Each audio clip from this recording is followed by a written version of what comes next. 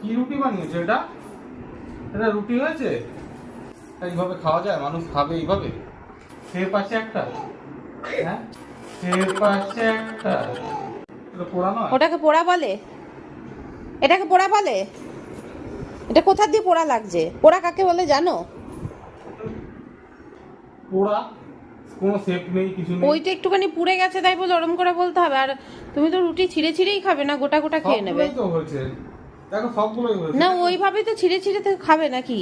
কিন্তু পোড়া তো, ছিঁড়ে ছিঁড়ে খাবো? পোড়া তো তুমি। পোড়া কাকে বলে জানো তুমি? দাও আমি পুড়িয়ে নিয়ে আসছি, দাও।